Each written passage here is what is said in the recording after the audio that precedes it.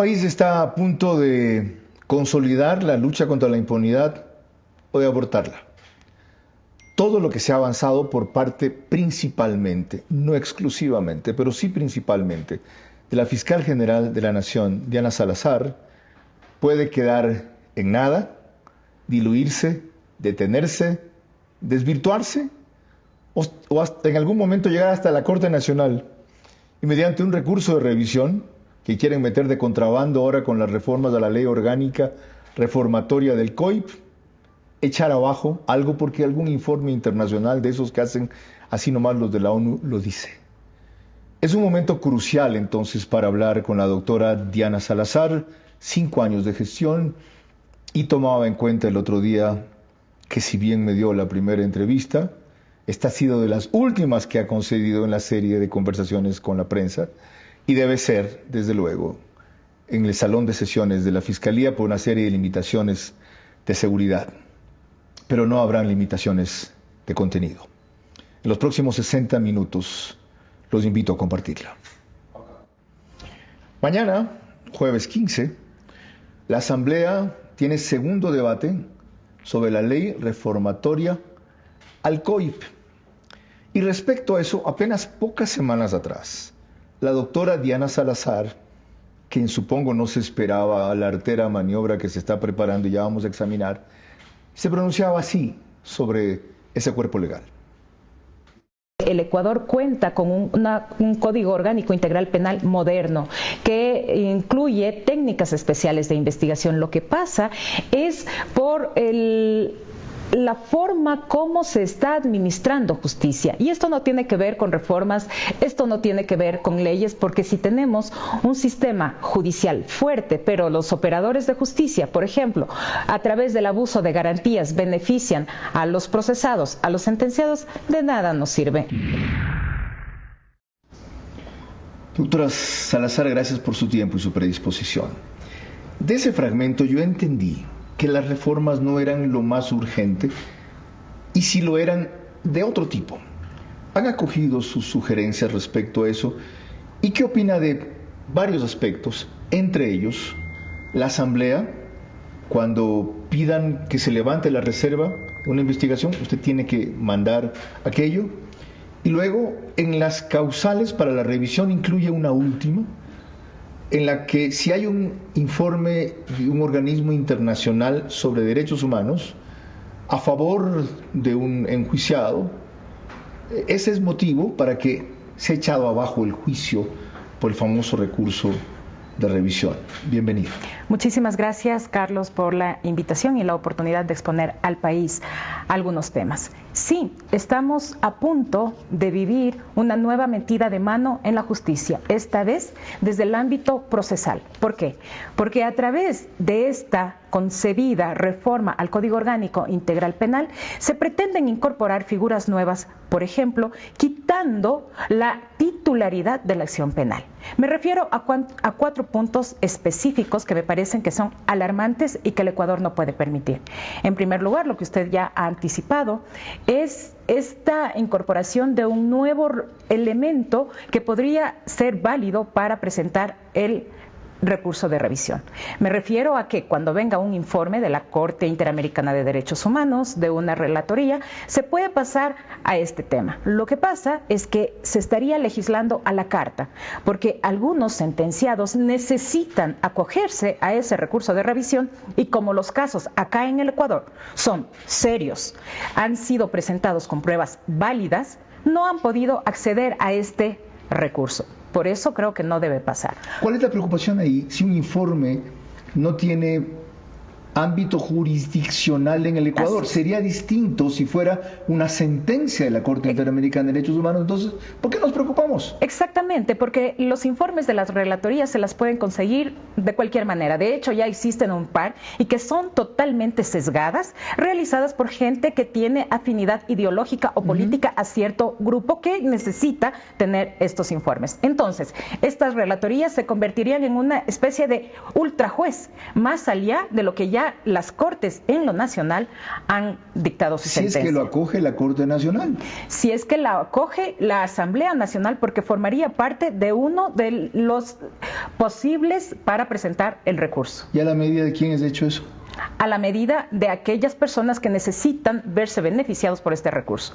¿Cómo quiénes, por ejemplo? Estaríamos frente a un caso de impunidad. Aquellos que ya han presentado casos de revisión y que no han conseguido obtener el resultado favorable para sus pymes. Por ejemplo, Rafael Correa, y por eso impulsa esa reforma Fernando Cedeño en la Asamblea. Bueno, el país está consciente de quiénes están bogando por obtener un recurso de revisión. No es la fiscal quien tiene que dar los nombres y apellidos, pero sí debemos estar conscientes de que a eso nos vemos abocados. Lo propio con esa pretensión de incluir en que se levante la reserva de las investigaciones previas cuando se trate de peticiones realizadas por el Consejo de la Judicatura, Asamblea Nacional, Defensoría del Pueblo y Contraloría General del Estado. Estamos rompiendo con esta reserva. Le voy a poner un ejemplo. En el caso puntual, aquel caso denominado La Pampa, que tiene relación con la mafia albanesa. Hemos recibido cientos de pedidos desde la Asamblea Nacional para que demos información sobre los avances de esta investigación y la Fiscalía no lo ha dado. Cientos de pedidos. Cientos de pedidos, no solamente en este tema, sino sobre muchos casos. Okay. Y que no responden a temas realmente de fiscalización, sino que responden a intereses ya sea políticos. ¿Cuál es la justificación o la argumentación que dan? Por que ejemplo, están en procesos de fiscalización, nada más. ¿De fiscalización a usted? De fiscalización en general, por temas generales. Entonces, perdón, pero aquí deme algún detalle más. Le voy a dar el detalle y le voy a ejemplificar. ¿Quieren saber cómo está procediendo la Fiscalía en esto para...? Quieren saber cómo está procediendo la Fiscalía en casos puntuales. Mafia albanesa. El día de mañana se aprueba esta reforma y simplemente cualquier asambleísta va a tener la oportunidad de conocer al detalle los avances de esta investigación. ¿Usted cree que en este caso, por ejemplo, España iba a hacer un operativo en conjunto cuando un asambleísta, y no es que estoy desconfiando del uso que van a dar a la información, pero la característica principal para luchar contra el crimen organizado es la reserva? Yo no le puedo anticipar al narcotraficante, al lavador de activos, que le vamos a allanar la noche anterior. Entonces, por más que han dicho en muchas ocasiones que la Fiscalía no hace nada, por Dios, yo no les puedo decir públicamente que estamos avanzando con este u otro caso. Lo propio, otro ejemplo, el señor Javier Jordán, en el caso Metástasis, ha presentado un oficio indicando que la Fiscalía entregó por poco una certificación de buena conducta en su momento en su favor. ¿Por qué? Porque respondimos al pedido de un asambleísta en ese entonces, del ciudadano Ronnie Aliaga, que trabajan junto a la delincuencia, que responden a intereses particulares. Si yo le respondía al ciudadano Aliaga, mire, estamos investigando delincuencia organizada a su amigo Javier Jordán, ¿usted cree que iba a avanzar el caso Metástasis? Ese es el riesgo que pondrían las investigaciones, no solamente esta, sino varias. En el caso del contralor Celi, por ejemplo, siempre se reclamaba, la Fiscalía no hace nada, la Fiscalía no hace nada. Pero nosotros trabajábamos en silencio, porque eso es lo que hay que hacer. La confianza incluso de la cooperación internacional que hemos logrado durante esta administración es porque trabajamos de esa forma, con reserva. Esas reformas, propuestas de reforma, ¿fueron socializadas? Fueron socializadas un día antes al equipo jurídico. ¿Un día antes de que lo debata la comisión? Un día antes de que lo debata fue invitado el delegado de la Fiscalía. Lamentablemente no se acogieron las recomendaciones, como no se acogen la mayoría de casos. ¿Qué fueron cuáles, por ejemplo? Por ejemplo, que no debería pasar el tema de levantar la reserva de la información. Que ustedes ya lo advirtieron. Ya se lo advirtió. ¿Qué otro? Por ejemplo, que los casos que ahora pretenden que sean imprescriptibles no correspondan porque también es un tema inconstitucional. La Constitución establece específicamente qué delitos tienen que ser catalogados como imprescriptibles, porque además esto es simplemente populismo penal. Entre ellos el peculado. Entre ellos el peculado, el lavado de activos, sí, estamos de acuerdo. ¿Y cuáles más quieren incluir, por ejemplo? Pero no me sirve de nada, si tengo imprescriptibilidad y no juzgamiento en ausencia, porque lo único que vamos a tener son prófugos de por vida, pero que nunca vamos a llegar a tener una sentencia. Entonces estamos frente a un populismo penal, porque le van a vender a la ciudadanía como que, miren, aquí tenemos, estos son los delitos que son imprescriptibles. pero ya ¿El huyeron las incremento de personas. penas para ciertos delitos es también populismo penal?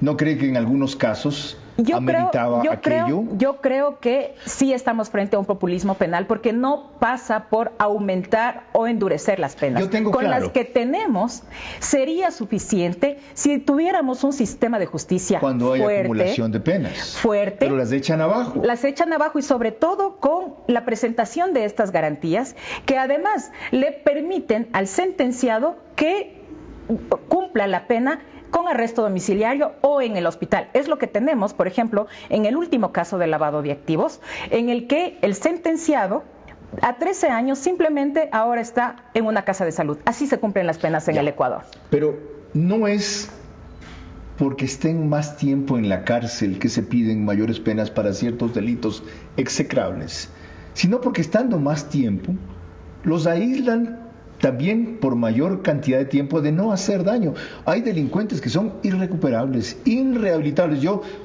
bueno, ustedes de otra época, pues tuve de profesores de Derecho Penal a Ricardo Vaca Andrade, a Ernesto Albán Gómez, a Jaime Flor Vázquez, y los tres coincidían en lo que usted dice: el incremento de penas no disuade al delincuente, sino es para eso que se lo incrementa, es para tenerlo más tiempo guardado. Sí, pero cuando tengamos un sistema de rehabilitación serio, porque de lo contrario lo que estamos es que fortaleciendo. No son susceptibles de rehabilitarse eso, que esté más tiempo allí sin violar, sin matar. Pero formando parte de las organizaciones ahora catalogadas como terroristas. Entonces, tenemos a los lobos con cuántas personas privadas de la libertad formando parte de sus filas, ordenando asesinatos desde los centros de privación de libertad.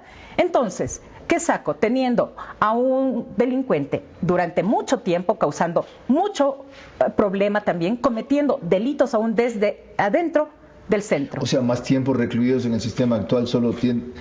Los sirve líderes, para más tiempo por antigüedad, deformándolos. Más líderes por antigüedad. Más tiempo en la universidad del delito. Ergo, primero reformemos el sistema y luego podríamos incrementar las penas. Así es. Tenemos un sistema fuerte que tenemos las herramientas y, por ejemplo, lo que no se ha tomado en cuenta y que nosotros hemos socializado en algunos casos, ¿por qué no reformamos la descripción, cómo está el delito de terrorismo? Por ejemplo, ahora que tenemos esta declaración de los grupos GDOs catalogados como terroristas, esto no le exime a la Fiscalía, por ejemplo, de presentar el mismo estándar de prueba para llegar a establecer que ellos son terroristas. ¿Haciendo qué adecuaciones? Por ejemplo, la tipificación del delito terrorista. Flexibilizando, por ejemplo, el tipo penal, porque ahora tenemos un tipo penal de acto.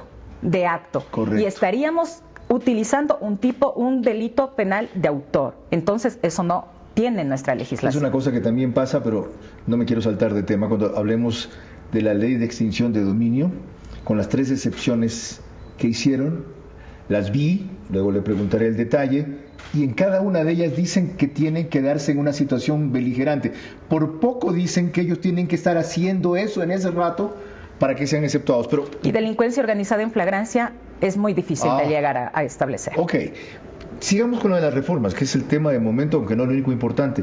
A mí me llama la atención, por ejemplo, que en la reseña que hace el Universo, Asamblea acelera trámite de reformas que endurecen penas e incluyen sanciones, no se refieren para nada a estas fundamentales que estamos tratando. Es que estas son de carácter procesal. En cambio, estas son en el tema ya de redacción del tipo penal. No como hablan tal. de eliminar la reserva, que les manden... No hablan de eliminar la reserva. Y otro tema también. No hablan del quinto requisito como causal de recurso de revisión. Y además también tratan de incorporar que, transcurrido el tiempo que establece el Código Orgánico para la investigación, la persona investigada tiene la posibilidad de solicitar el archivo al juez, saltando la titularidad de acción de la Fiscalía.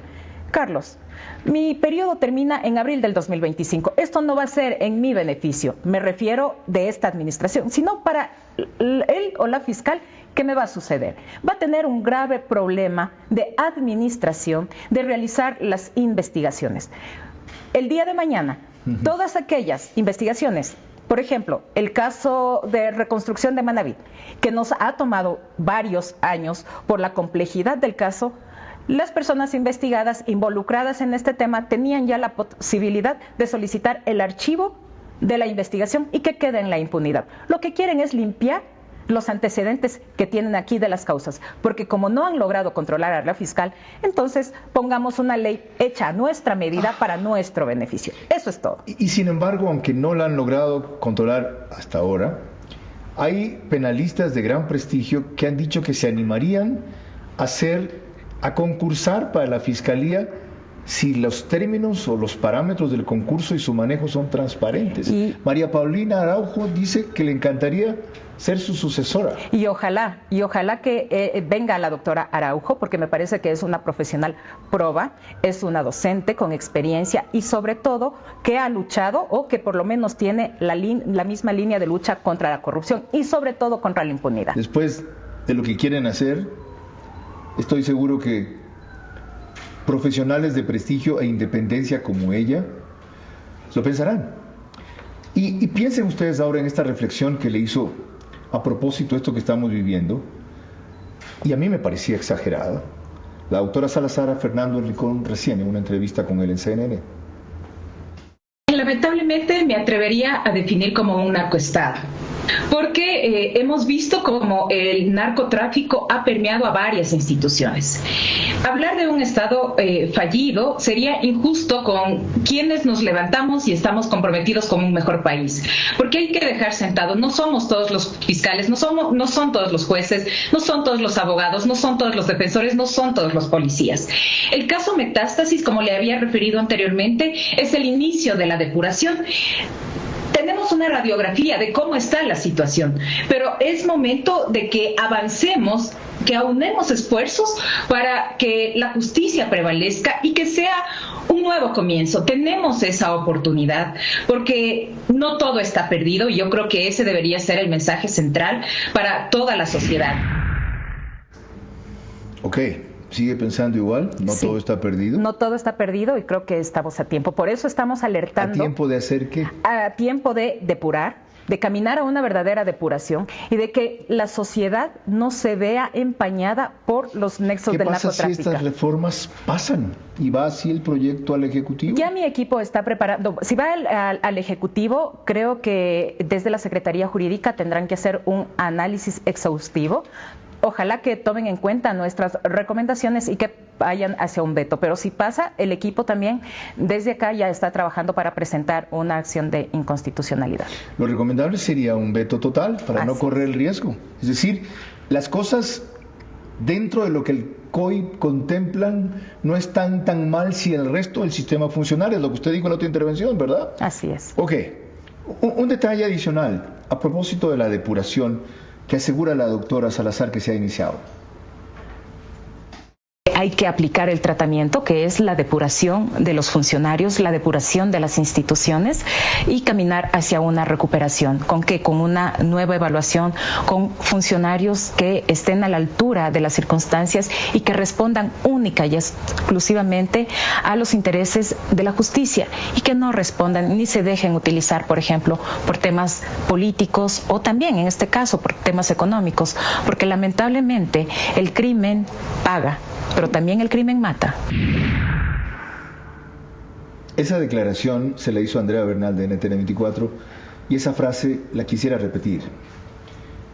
El crimen paga y algunos se deslumbran por eso, pero también el crimen mata. Estuve recién en Bogotá y me asombró conocer que la filosofía de los sicarios era: voy a vivir hasta los 35 años, pero voy a darme el gusto de hacer en ese tiempo lo que me dé la gana. No importa que termine muerto. Y eso es lo que la narcocultura en este país vende ahora, porque hay una narcocultura, no solo de telenovelas, la una cosa. Y decían esos sicarios: ¿por qué me interesa llegar a los 80 años viejo y pobre?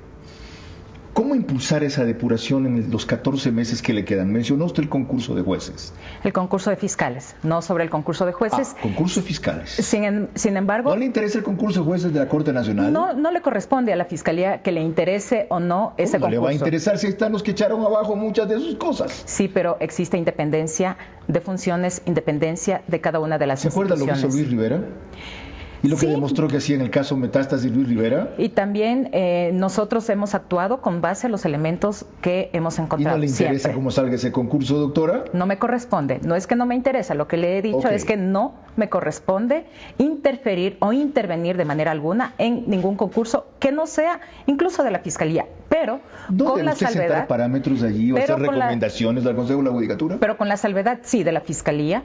A eso iba. Que que el Consejo de la Judicatura es quien tiene que dirigir estos procesos, no solamente de selección, sino también evaluación, sanción, que es muy importante. A diario nosotros presentamos denuncias contra los funcionarios que están realizando. Ustedes han perseguido fiscales corruptos, funcionarios corruptos, los han denunciado. Y nos tachan de hacer quedar mal a la institución. No hacemos quedar mal a la institución. Esos son los que le atacan porque dicen que usted no los protege. Que no los protejo. Y en algún momento dicen, ¿cuándo dejó de ser nuestro lugar seguro la Fiscalía? Dejó de ser su lugar seguro cuando no vamos a amparar a funcionarios corruptos, a funcionarios que trabajen para el crimen organizado. Para los demás, todo el apoyo de esta autoridad. ¿Pero eso no fue el caso de César Sánchez, era el apellido? ¿Arias? De César Suárez. César Suárez tenía todo el apoyo de la máxima autoridad. Usted se refiere al tema de seguridad exclusivamente, que en primer lugar no le corresponde a la Fiscalía. Y no es que me estoy apartando del tema. ¿La habían pedido para él? ¿La había pedido él? Él no había solicitado seguridad para él. Sin embargo, cada una de las unidades de policía que realizaban los trabajos, que realizaban los casos, le acompañaban a cada una de las audiencias. Ese día, él tuvo una reunión vía Zoom con los agentes de esa audiencia y él les indicó que iba a ser vía Zoom. Se desplazó sin avisar. Y se desplazó sin avisar y por eso es que tomó por sorpresa a todos este desplazamiento. Hay otra cosa importante. Estuve viendo su informe a propósito de la entrevista en detalle. Como le dije, yo vi la primera parte, no todo. Muy largo. No, para nada. Extenso. Para nada. Hora y media la consumí sin pestañear. Será por la parte de comunicación, para nada. Y hay una parte, no sé si se acuerda de una palabra en que usted dice que han dirigido al Ministerio de Trabajo para conseguir un seguro de vida para los fiscales. Sí. Dice usted al final, hemos hecho una súplica. Sí. ¿Se acuerda? Dice súplica. Es que ¿Y qué pasa? ¿Que no agilitan el seguro para los fiscales? Ya tenemos el dictamen favorable. Ha sido trasladado al Ministerio de Finanzas porque necesitamos ¿de qué? Para asumir este seguro, que se pueda obtener este seguro en esta actividad de riesgo que nosotros realizamos. Son las recomendaciones de Contraloría que realizó en el 2016, desde el 2019, y no es ahora, no es por la coyuntura, desde el 2019 esta administración ha venido realizando gestiones, los temas no fueron atendidos en su momento, entonces no contamos con un seguro de vida. Ahora, también, dada la coyuntura, han aprobado en el Ministerio de Trabajo, también en el Ministerio de Finanzas, y estamos avanzando en ese proceso. Eso sí, estamos solicitando reformen los techos porque no quiero dar el monto porque es una vergüenza realmente. Ok. Fíjense ustedes la importancia de los múltiples temas que inevitablemente tratamos a propósito del tema central, que es la lucha contra la impunidad. Enseguida volvemos con más. Estamos con la doctora Diana Salazar en una entrevista especial por todas sus características y por su duración inclusive. No es usual que ella conceda entrevistas de más de 20 o de 30 minutos, pero el momento y la complejidad de los temas lo ameritan y espero que ustedes lo estén entendiendo y disfrutando. Por OnePlus, no. Por Facebook y YouTube. Nos siguen en Ver a su manera. En las dos mayores cableras del país estamos, Extreme TV Cable, que es canal 14, Pito TV o 709 de alta definición, en DirecTV, que es canal 194, Manavisión, canal 9, solo allá señal abierta. En estas dos y en todas las demás en el Ecuador, gracias a RTU, DirecTV 177, CNT 12, Extreme TV Cable 69, Claro TV 30 y Cable Unión es 09. Aunque esté tapado por el logo, la puedo leer. ¿Ya ves? Tengo memoria, ¿ya ves? Ok. En Radio Centro 101.3 FM. En audio y en imagen para sus plataformas digitales. En Manaví es Candela con K 89.3 FM. En Riobamba, la bonita del centro del país, también 89.3 FM. Y en Quito, Radio Única 94.5 FM. A propósito del caso Metástasis, hay quienes se han permitido dudar de la autenticidad de los chats que de paso están subidos en la página web de la Fiscalía. Primicias ha publicado una serie muy completa analizando varios de ellos. Léanlos, revísenlos, asómbrense, asquéense, indígnense y actúen. Todo eso. He aquí lo que le dijo a Miguel Rivadeneira recién en Radio Democracia. y el caso de la alcaldesa de Simón Bolívar, María Fernanda Vargas, que hoy Diario Expreso pone una fotografía abrazado con el prófugo en Bélgica. ¿Cuál ha sido el papel? Ella está tratando de negar lo que los chats señalan. Como le había dicho, parte de esos chats también está la vida íntima del señor Norero. No quiero tener eso porque hay que reservarlo, pero también, más allá de la participación, coadyuvando para la movilización de armas, está un tema íntimo entre esta señora y el señor Leandro Norero, que no venga a negar porque están los videos ahí. Qué horror. Jueces y fiscales, ¿en qué condición están en este momento? Están en condición de procesados. Y aquellos que lograron... Están detenidos, está detenida una fiscal, está procesado otro fiscal, jueces están también detenidos, otros están procesados según la decisión del señor juez, que nosotros somos respetuosos, y algunos que tuvieron la oportunidad, por ejemplo, el presidente de la Corte Provincial de Manabí, así como un fiscal de Santo Domingo, que evadieron la acción de la justicia, hemos solicitado ya su vinculación. Aquí algunas inquietudes. El timing, la oportunidad.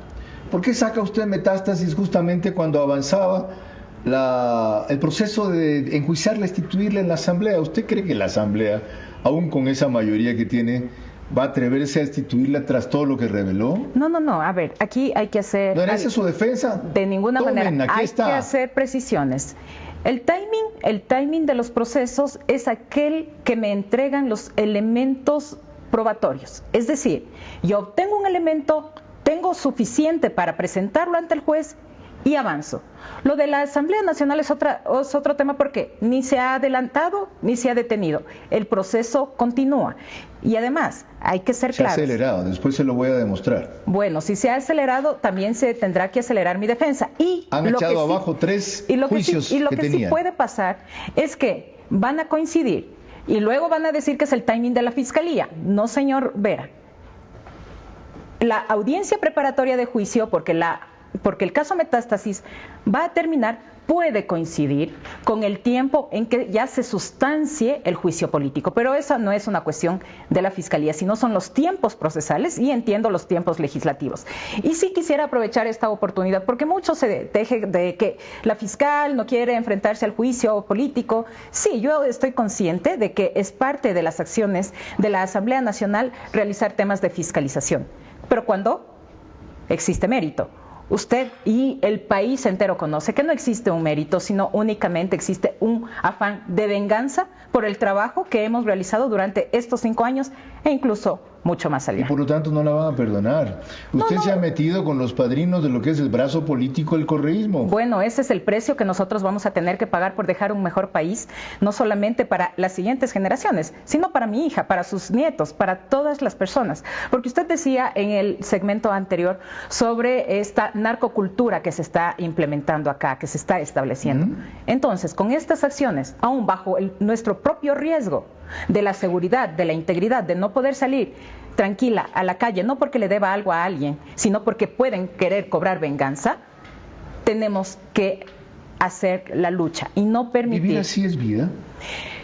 Tiene un sentido. Yo creo que todo tiene un propósito. ¿Lo entiende su hija que ya está... Sí, ella lo entiende. ¿En la adolescencia? Ella lo entiende, está en la preadolescencia y ella dice que bueno, mami, estás haciendo un buen trabajo.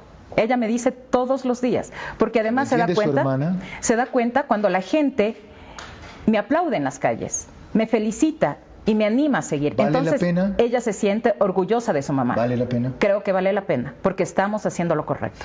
¿Hay algunos de los implicados en el caso Metástasis contra quienes no se ha procedido hasta ahora? ¿Por qué?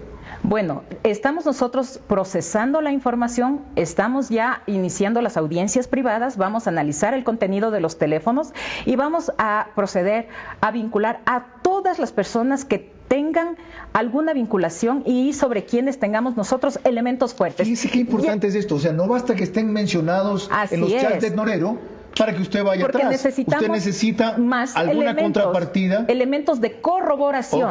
Porque por ahí está, y ahora... Al día de ayer o ha salido, por ejemplo, la referencia que hacen al fiscal general subrogante, a Wilson Toainga. Pero resulta que en las manos de Wilson Toainga estuvo el caso inicialmente por la investigación en delincuencia organizada. ¿Usted cree, le voy a hacer esta reflexión, usted cree que si Wilson Toainga hubiese tenido algún nivel de participación en esta trama, iba a informar a su superior sobre lo que había encontrado. Y por ahí también que se atrevió el prófugo, porque esto sí voy a decir, el prófugo a mencionar que cuando hacen referencia a una negra se corresponde a Diana Salazar. ¿Usted cree que a sabiendas de lo que íbamos a encontrar, íbamos a salir con esto? Como que, vamos a tratar de afectar a unos, pero a sabiendas de que yo tengo algún nivel de vinculación, igual lo voy a hacer, por Dios. O sea, la lógica, esto no tiene lógica, no se sostiene. Bueno, ¿qué explica esto? Otra cosa más sobre Toainga. A él sí lo han querido jalar para su lado con presiones y con tentaciones varias veces, ¿verdad? Bueno, no sé si lo han querido jalar para su lado, pero aquí lo que vemos es, hay mención no solamente de Wilson Toainga, de muchas personas. ¿Sigue siendo y por eso es la indignación que hemos sentido cuando hemos analizado. ¿Acaso desde Bélgica piensan que nosotros no hemos analizado los 15.000 chats antes de proceder? Nosotros sabíamos que existe esta información y mucha otra que entiendo todavía no ha llegado a sus oídos. Doctora, ¿cómo llegar al final en este caso? Si lo que usted ha revelado implica a todos los estamentos de la sociedad, abogados del libre ejercicio, periodistas, políticos, narcotraficantes, delincuentes, empresarios, funcionarios de gobierno, o sea, usted tiene a medio mundo de enemigo atrás. Así es. Yo creo que es el primer paso. Hay que poner sobre la mesa la realidad. ¿A quiénes tiene a su favor? He dicho a quienes tiene en contra. ¿A quiénes tiene a su favor? A la gente que quiere el país, a la gente que quiere luchar contra la impunidad. ¿Ya se hace algo esa gente aparte de aplaudirle, de mandarle felicitaciones? A la gente que no forma parte de la delincuencia organizada, son ellos quienes nos van a apoyar. ¿Esa gente va a sitiar la asamblea si se atreven a querer destituirla? No sé si corresponda a sitiar un lugar u otro, sino que yo me voy a defender con mis argumentos, como siempre. Así como presenté mi informe, me voy a defender como corresponde ante la Asamblea Nacional y ya el país será testigo de la decisión que adopte cada uno de los legisladores. No le tengo miedo al juicio político, porque yo tengo mi conciencia tranquila y estoy realizando el trabajo que corresponde. Yo sé que el juicio no es justo, sino es político. Es más, no solo que no es justo, no tiene fundamento legal. Aquello de lo que lo acusan, si se ponen a revisar que ha incumplido sus funciones, perdón, a mi juicio las ha cumplido en exceso. ¿Y saben por qué lo digo? Menciona hace un rato un informe. Vean ustedes un fragmento. Hay una parte que es de estadística, se toma 5 minutos, que impresiona por el nivel de atención, asuntos despachados, cuestiones avanzadas. Vean. Los resultados de las acciones ejecutadas dentro de la causa en cuestión, me refiero a Metástasis, están a la vista y todos hemos sido testigos de sus efectos. El mensaje ha sido claro: no a la impunidad. Participamos más de 400 personas, entre equipos fiscales con sus equipos tácticos y unidades especiales de la Policía Nacional, desplegadas en todo el país contra la delincuencia para ejecutar más de 75 allanamientos en 7 provincias, en los cuales obtuvimos los siguientes resultados, a manera breve. 31 detenidos, la incautación de 16 armas, 6 alimentadoras, 462 cartuchos, 54 municiones, más de $92,000 en efectivo, 17 discos duros, 7 CPU, 40 laptops, 128 teléfonos celulares, un DVR, una grabadora de voz, entre los indicios más importantes que serán explotados a lo largo de esta etapa procesal. Eso solo en Metástasis, que batió un récord de ese tipo de operaciones conjuntas y coordinadas en América Latina. Pero de los datos que me impresionaron, no sé si se acuerda la cifra, dijo usted que habían 383,000 denuncias presentadas, de las cuales habían tramitado 295,000 o algo así.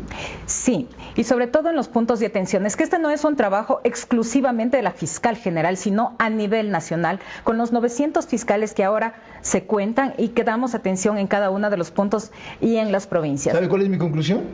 Se ha hecho tanto, no necesita lo que está pidiendo, más fiscales, 500, más recursos que le han reducido el presupuesto. Tiene cooperación de Canadá, Inglaterra y Estados Unidos, sobre todo destacó. Muchos están financiando otros proyectos suyos.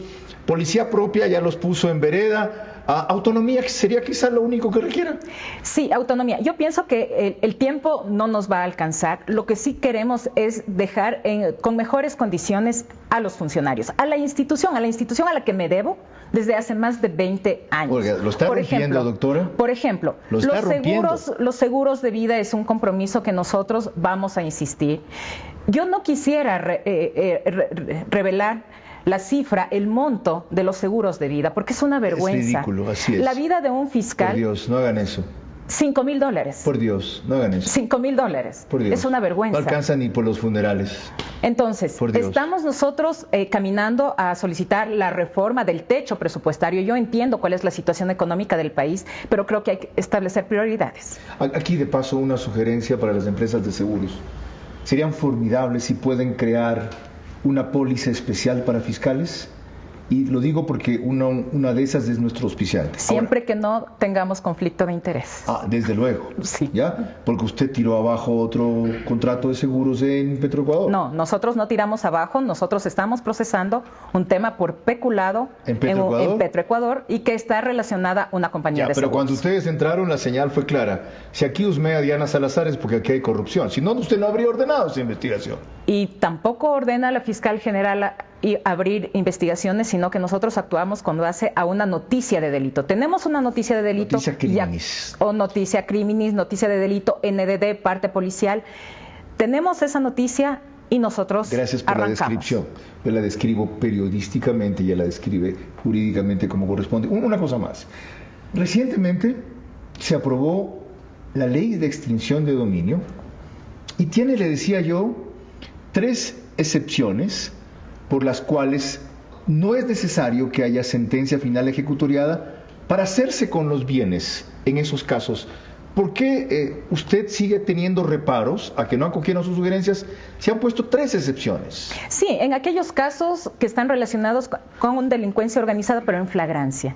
Son varios los casos en flagrancia. ¿Se dio cuenta que habla de una situación beligerante? Beligerante también. Entonces, a donde nosotros vamos a partir. Si ya vamos a obtener una sentencia rápida, se podría decir en este tipo de casos, vamos a tener una orden de decomiso.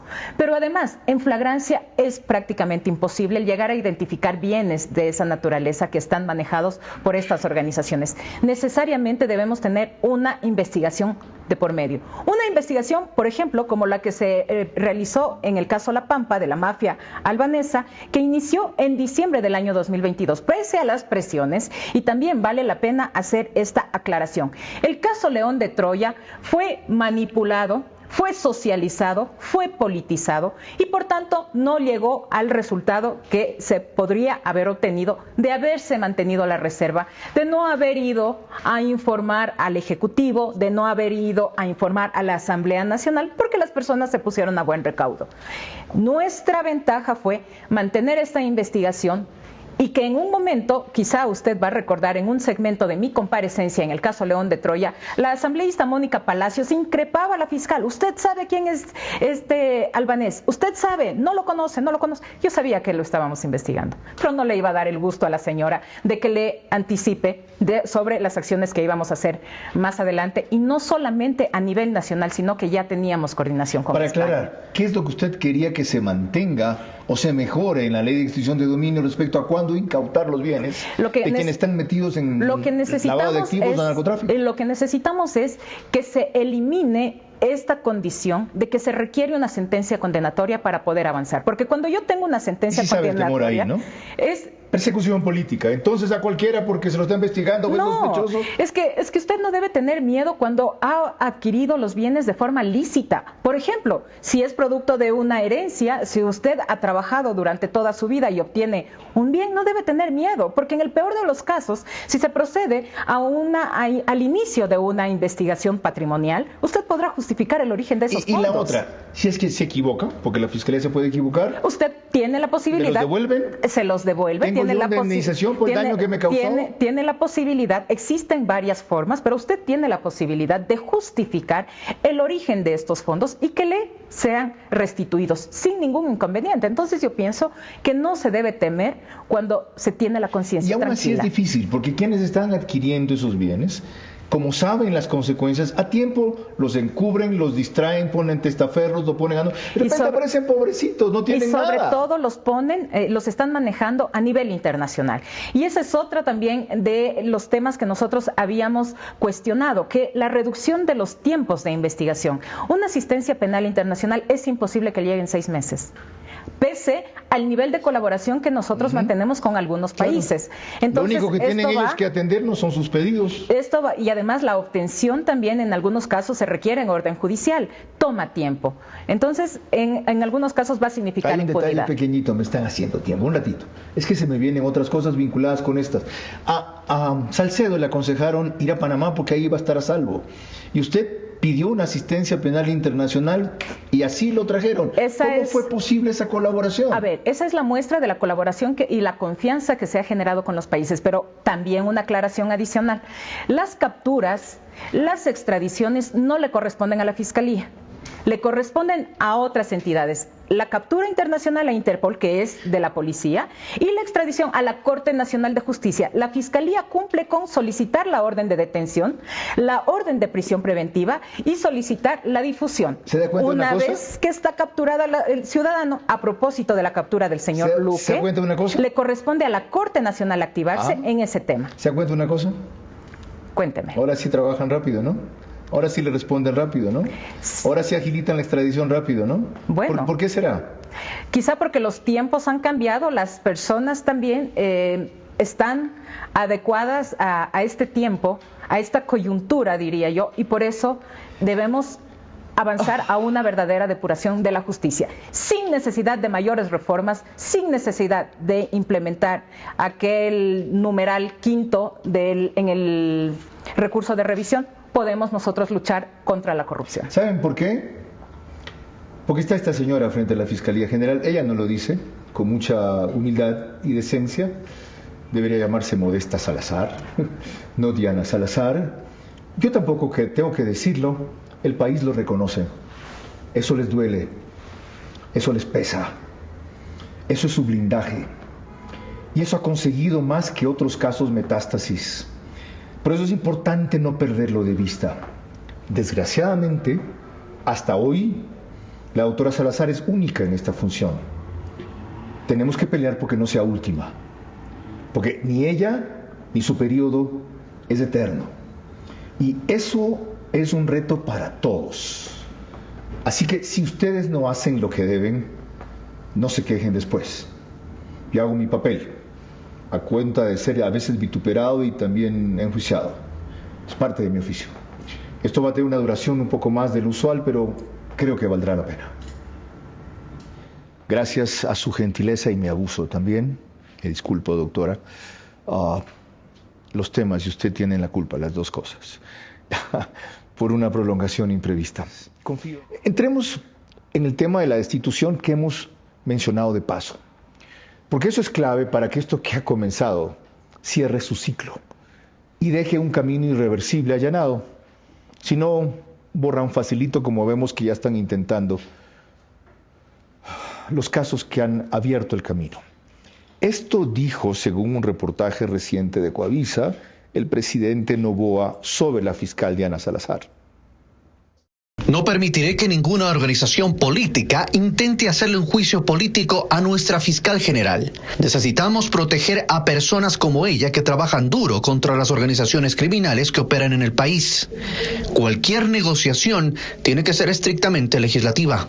El correísmo apuntaba a consolidar una mayoría de al menos 80 votos. Con el socialcristianismo y ADN, el movimiento de Noboa. Uno de los temas de negociación era el juicio político a la fiscal Salazar. El presidente electo pidió a la fiscalía que realice un acto urgente por estas declaraciones de la ex candidata presidencial Luisa González. Daniel Noboa quiso correr por la Revolución Ciudadana, quiso ser el candidato de la Revolución Ciudadana a presidente de la República, pero claro, nosotros no podíamos acogerlo. ¿Por qué? Porque primero su empresa debe los impuestos al Estado, él no ha pagado sus impuestos. Además solicitó una pericia informática a estas declaraciones para iniciar acciones legales. Esa declaración le hizo Daniel Noboa a Infobae cuando estuvo en Argentina recién para la posición de Javier Milei, según el reportaje de Paul Romero que acabamos de citar. Ahora, esto significaría que el bloque de ADN va a estar totalmente, si el juicio llega a la fase de destitución, en contra, por lo que va a haber más adelante el socialcristianismo también, y se quedaría con sus 52 votos del correísmo. Y esto únicamente significa un distractor de nuestras actividades. Como le decía, durante la sustanciación de este juicio político vamos a tener coincidencia en las audiencias del caso Metástasis, no porque la fiscal haya tratado de hacer coincidir estos tiempos, sino porque el Código Orgánico Integral Penal me establece 120 días de la instrucción fiscal. Y vamos a tener coincidencias. Lo único que nosotros vamos a hacer es a continuar con nuestro trabajo. La ciudadanía reconoce lo que estamos haciendo y tengo mi conciencia tranquila. Yo sé que les soy incómodas a algunas organizaciones políticas, a algunas organizaciones criminales también, por el trabajo que nosotros hemos venido desempeñando. Pero también va a ser una oportunidad, como bien lo han dicho, para demostrar una vez más el trabajo que estamos realizando. En Manaví decimos, les va a salir el tiro por la culata. Vean cómo lo dice Henry Kronfeld en una reciente declaración a Andrea Bernal de NTN 24 sobre el juicio político y la eventual destitución de la fiscal. Como todos los demás juicios, en el orden que fue presentado. Me parece que el 6º juicio que fue presentado solo tuvo las firmas para la presentación, las 35 firmas que se necesitan por un solo partido, Revolución Ciudadana. Sin embargo, el Consejo de Administración Legislativo no puede bloquear ningún juicio que se presenta si cumple los temas de forma, no analizamos el fondo. Ni estoy de acuerdo con el juicio, ni votaré por ese juicio, ni mi partido político votará por ese juicio. El partido político que represento, el Partido Socialcristiano, no votará por ese juicio. Ni está de acuerdo con que se haga, y si se hace no votará a favor de la destitución. Pero no es cierto que se están siguiendo todos los pasos. La Comisión de Fiscalización archivó 3 juicios para poder llegar rápido. El del CNE no se puede hacer. Hay tan solo que terminar el de Fausto Murillo y José Morillo. Queda uno más entre esos y el de la Fiscal General de la Nación. Los que archivaron fueron el de Diego Ordóñez, exsecretario de Seguridad. No recuerdo la funcionaria Flores ni de qué era. Paola Flores. Paola Flores era. Secretaria de Derechos Humanos. Ok, gracias. Qué memoria la suya. Y el de Juan Zapata, ministro del Interior. Entonces, por abril, los votos para llevar eso al Pleno tendrán, ¿verdad? Y precisamente en abril se cierra el caso Metástasis. Entonces, esta es una apuesta, como digo, un distractor. Porque si la organización política conoce que no va a tener los votos, ¿qué va a significar? Que la fiscal, con todo su equipo, tenga que hacer la audiencia y a la par defenderse de esta arbitrariedad. No solo un distractor. Es una manera de evitar que terminada, según entiendo, la fase de investigación, se pueda hacer público el resto. Y ahí sí cae Raimundo y todo el mundo, ¿o no?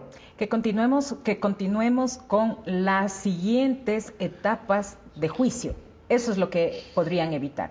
Pero como indico, la transparencia radica en haber subido todo el material a la página web institucional, es de acceso público y ya la ciudadanía, la sociedad sabrá juzgar la actuación de cada autoridad que sea responsable de presentar este proceso. Nadie ha cuestionado de paso la autenticidad de lo que ahí aparece. Nadie dice yo no dije eso o ese no soy yo. No, sí han cuestionado desde Estados Unidos con estas amenazas del procesado ahora Javier Jordán, quien ha puesto en tela de duda incluso la autenticidad de los teléfonos celulares y que hasta ha retado a la fiscal general al llevar estos teléfonos a Estados Unidos e indica que se va a defender allá. Yo le haría una invitación a que venga al país, porque el proceso está acá en el Ecuador. Y es acá, con nuestra legislación, bajo nuestras reglas, que tiene que responder ante la justicia por las acciones que ha realizado él y su grupo de coprocesados. No estaba al tanto de eso, de paso. Ok, veamos una cosa más que es clave. Lo que dice el líder socialcristiano en una reciente entrevista con Carlos de Tomaso para Radio Centro sobre la destitución de la fiscal, Jaime Nebot. He preferido esperar a que la verdad sepulte a la calumnia. Que íbamos tras la cabeza de la fiscal, ahí está la fiscal y nuestra posición de no votar en el juicio, que alguien tiene derecho a plantearlo, es otra cosa, pero que cuando se vote, nosotros no vamos a estar en esa línea, definitivamente. Y entre las razones no solo está el respaldo a su gestión, sino las implicaciones que podría tener el allanamiento que usted hizo en la casa de un abogado muy cercano a Nebot, José Joaquín Franco. No, yo creo que es todo lo contrario, porque si tendríamos o estuviéramos bajo esa lógica, la lógica de la organización política que ahora está impulsando mi juicio político, dirían no, que se vaya, porque nos alienó. Más bien es en un tema de objetividad y de que están separando los temas políticos de los procesales, dejando que nosotros realicemos nuestra investigación, que dicho sea de paso, no se ha detenido, sino que continúa en silencio y con los momentos, no con el timing político que supuestamente se indica, sino con los tiempos procesales. Audiencias privadas, examinando las evidencias para poder llegar a una decisión. Ahora, ya sé que usted no teme que el juicio político llegue a la fase de destitución. Le pregunto, ¿qué prefiere? ¿Que llegue o no llegue a esa fase? Yo prefiero que sea la historia quien juzgue y me pongo en las manos de Dios. Él va a hacer la voluntad y siempre digo que la decisión final no es la voluntad de los hombres. Se los he dicho a las más altas autoridades, a los líderes. No es la voluntad de los hombres, es la voluntad de Dios y será lo que tenga que ser. Con esa frase, si ustedes no la recuerdan, concluyó la primera entrevista que tuvimos en esa época, cuando hacíamos el programa Verás en Canal 1, noviembre de 2018, septiembre de 2018, por ahí. Revísenla. Y es quizá esa fe y esa convicción, sin desmerecer a todos los demás aparatos del Estado que le dan una protección excepcional, lo que la tiene así hasta ahora. Viva, activa y avanzando. Con la parte final volvemos enseguida. Como si faltaran casos graves, la Fiscalía está investigando uno clave, que es el asesinato de Fernando Villavicencio. Van ya 6 meses de su asesinato sin que haya trascendido mayormente los avances de la Fiscalía, como no cabe en esta fase de investigación, pero en cambio los han divulgado algunos de los personajes cercanos o afectados por el caso, su viuda, por ejemplo, sus hijas, por ejemplo, sus familiares también. En la comisión de investigación hay una relación en el Universo este fin de semana detallada de lo que dijo ahí Fausto Cobo, por ejemplo, de lo que han dicho otros comparecientes. No sé si tiene ya calidad de testigo protegido Cristian Ceballos, que el que estaba policía a cargo de todo su operativo de seguridad, contra quien pretende encargársele en la policía todas las culpas, administrativamente está siendo procesado. Yo recordé en programas anteriores que entre otras 2 veces pidió este oficial de policía protección y no se la dieron. Se conoce, está publicado en el Universo, ¿ok? Porque se dijo en la comisión de investigación que hubo una advertencia el 7 de agosto, se conoce que la policía tenía intervenidas las conversaciones por lo menos de 2 sicarios que llamaron al 911, las chicas de una cafetería a alertar que había ya algo raro y no acudieron, que habían informes anteriores respecto a lo que se estaba preparando y de parte de la policía no se actuó con la presteza y diligencia que eso ameritaba. ¿Quiénes en la policía? Es lo que resta ver. Pero no es con seguridad una sola persona. Responsabilidad allí la existe. En funcionarios de gobierno tocará establecer, pero ahí no se acaba el asunto. El problema es llegar a quienes no solo pagaron, sino mentalizaron lo que luego se ejecutó. ¿Cómo van las cosas?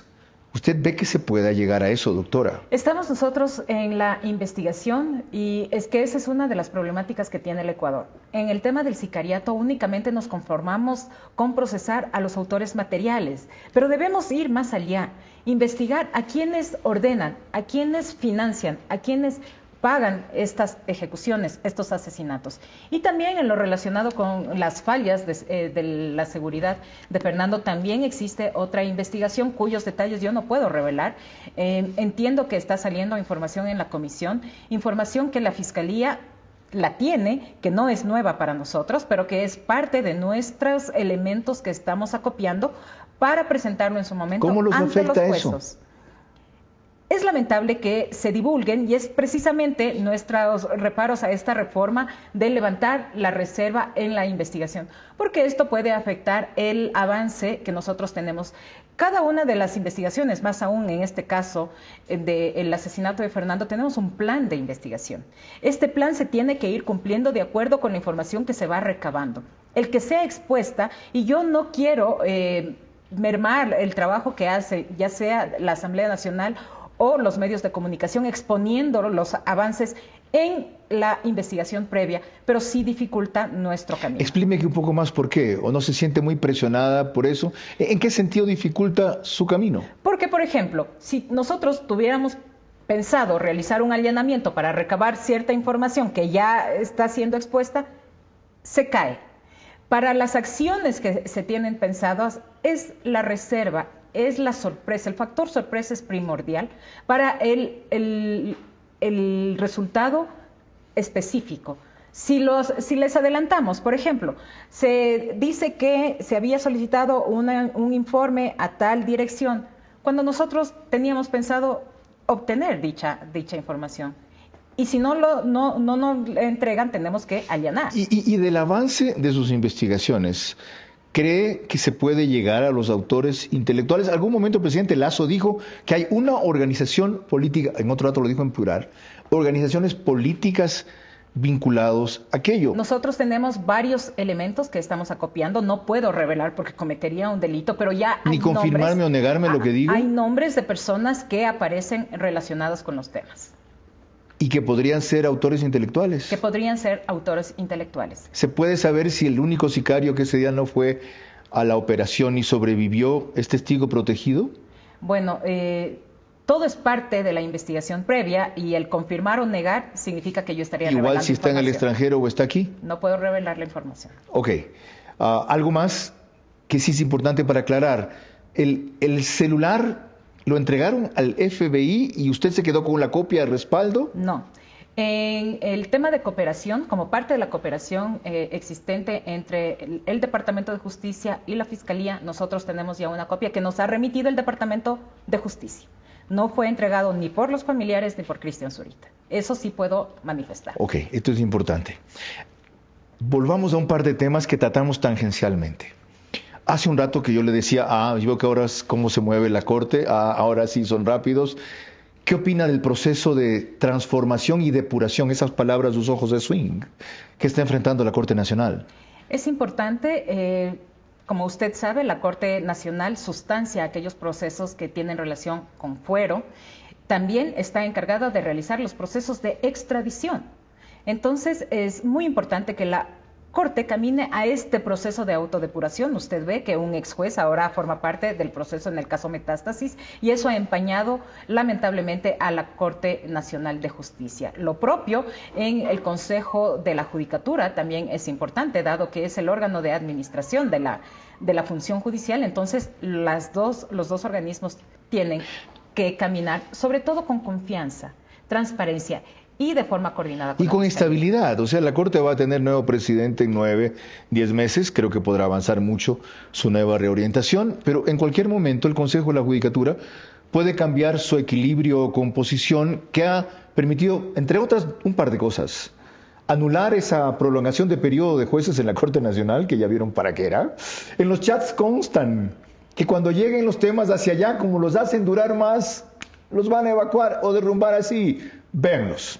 Y la otra cosa, anularon ese concurso justamente para los jueces titulares que faltan en la Corte Nacional, concurso torcido que no había quien afecte. Y ahora un vocal está enfrentando un proceso de juicio político. Es que ese es el tema. Cuando le somos incómodos al poder, avanzan con los juicios El único políticos. Que estando en minoría se opuso a todo eso. Se ha opuesto, así es. Las señales son claras, ¿no? Clarísimas y preocupantes. Por eso hay que estar vigilantes del fin o del resultado de ese Por lo mismo, la Corte Nacional tiene la obligación de mandar una terna para elegir un presidente permanente del Consejo de la Judicatura en vez del temporal. Pero esa obligación no dice inmediatamente, en 15 días. ¿Cree usted que deberían tener un periodo de estabilidad hasta ver cómo se decantan?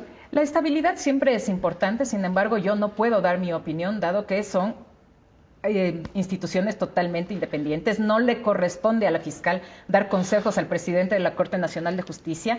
Entiendo que él tendrá la suficiente capacidad para discernir y ver si es necesario o no remitir esa terna. Pero la estabilidad es importante, más allá de remitir ternas, también de los vocales que ahora podría conformar una mayoría que camine y que avance para dar respuestas a la gente, que eso es lo que queremos. Trabajar. Debe haber algún tema que no he topado en el tiempo que usted ha tenido la gentileza de darme. ¿Cuál es? Creo que hemos abordado ¿A qué quisiera referirse para cerrar? ¿O con qué reflexión suya terminamos? Simplemente que nosotros vamos a continuar con nuestro trabajo. No importa que le seamos incómodos a ciertas organizaciones, vamos a continuar hasta el último día que estemos en funciones. ¿Está preparada para todas las bajezas que va a enfrentar cuando se acerque el juicio político a la fase de destitución? Bueno, los últimos 5 años he sido víctima de todas las bajezas, de todos los insultos, de videos y cuestiones, pero es parte de la función y yo estoy segura de lo que soy, de lo que sé hacer y a lo que me enfrento. Aparte de Dios, ¿en qué más se sostiene? En Dios y en mi familia. ¿Nunca pierde la cabeza? Oh, sí, soy humana. Sería algo inhumano no perder la cabeza. Pierdo también a veces la fe, la fuerza, pero al día siguiente me levanto con lo mismo o con más. Doctora Diana Salazar, nuevamente gracias por su tiempo. Gracias a usted por su entrevista. Ojalá hasta que concluya su periodo en abril de 2025 tengamos la oportunidad de un encuentro más como este, que es así de intenso y prolongado para que ustedes entiendan y valoren mejor lo que hace esta profesional del derecho y comprendan la necesidad de dejar de ser espectadores y empezar a ser protagonistas apoyando más que una persona, una función, un periodo, una causa que por fin está echando raíces en el Ecuador. Pero muy primariamente, muy tempranamente. Es tiempo de alegrarse, de enorgullecerse, pero no de celebrar. Ustedes pueden ver cómo no hemos ganado nada cualquier día que amanezca una composición distinta de la Asamblea o que de repente un francotirador apunte mejor desde un sitio que Dios no quiera, nadie pudo detectar. Sin embargo, cualquiera de nosotros puede ser llamado por Dios mañana, por cualquier circunstancia, simplemente al cruzar la calle. Y por eso, consciente de ella de que su peligro es como nadie extremo en este país, pero no de mayor que muchos de ustedes que salen a trabajar en las calles de Guayaquil todos los días, enfrentando la inseguridad que todavía subsiste, especialmente en sitios como el sur o Nueva Prosperina, está respondiendo a lo que hemos esperado tanto tiempo y quizá por eso tanto apoyo y tanta admiración. Que yo la nutra, doctora, que jamás la envanezca y que a ustedes les ratifique esperanza en esta democracia que tambalea, pero que sigue gateando hasta poder caminar mejor algún día. Hasta la próxima semana.